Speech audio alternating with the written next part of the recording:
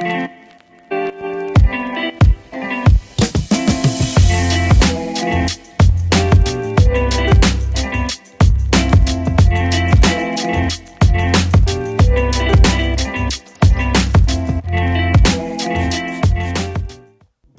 are the meek, for they will inherit the earth.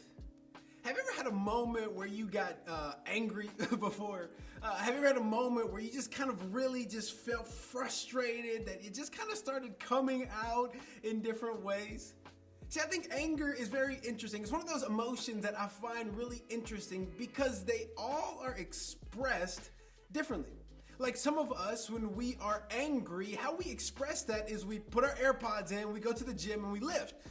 Some of us, when we're angry, we express it by being passive aggressive. Like the people that pretend like you don't see anybody, like you're all by yourself, like nobody's around you anymore, that you ignore people when you're angry.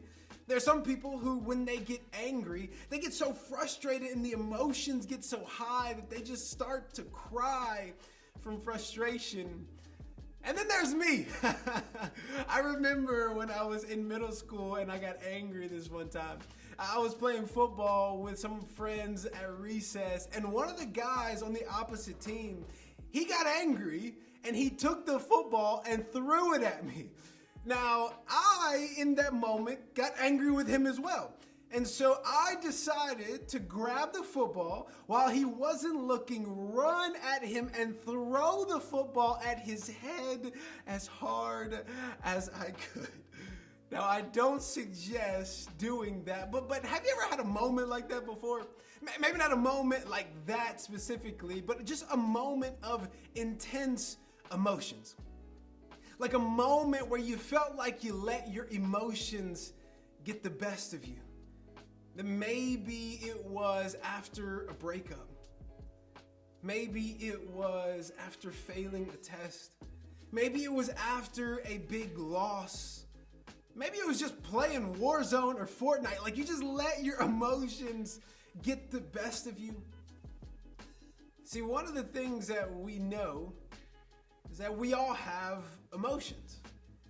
And one of the things we also understand is that when our emotions are high, we just don't think straight.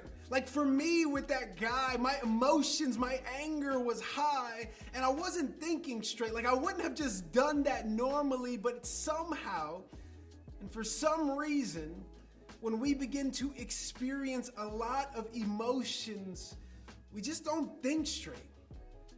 We just start acting and responding. And the question becomes, well, okay, if we know we're going to always have emotions, then as followers of Jesus, how do we manage, how do we handle those moments of intense emotions?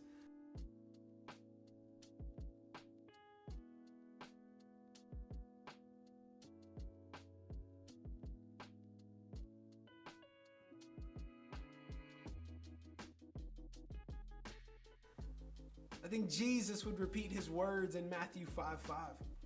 I think he would say, blessed are the meek. Blessed are those who can be provoked and not respond. Blessed are those who don't allow their emotions to control them. Blessed are those who can have someone do something to them and not feel the need to return it to the other person. Jesus would say, blessed are you when you are strong enough to respond, but humble enough to know you don't have to.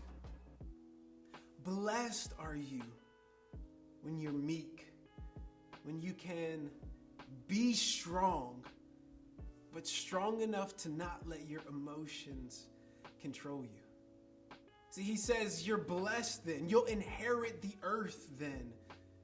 What that simply means is that the whole world is at your disposal if you can learn to control your responses.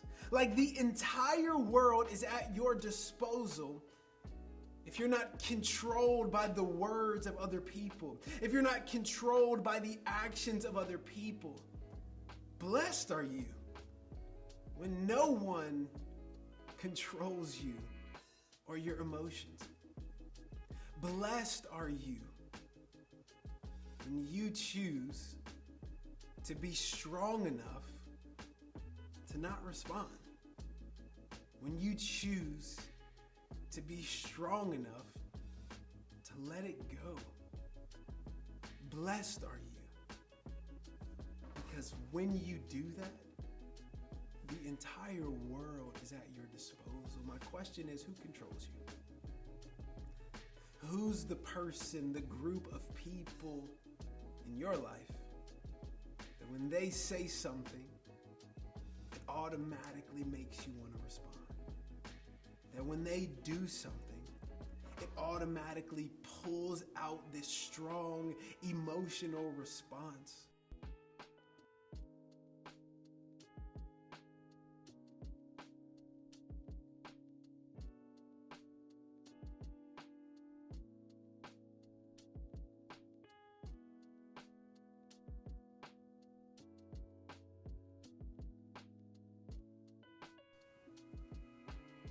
I think Jesus would say, meek, the people who are meek, they're not controlled by other people's responses.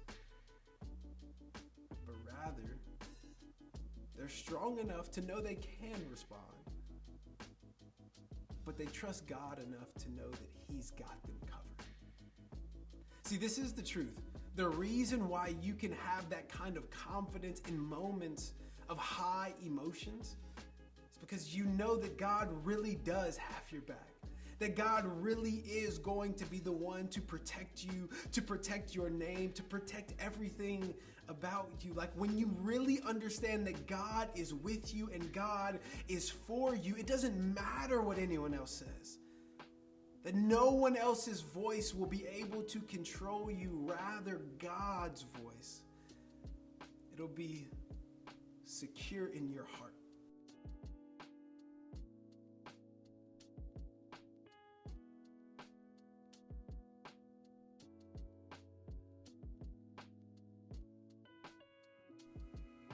And so when people say things that go against what He says about you, it carries no weight.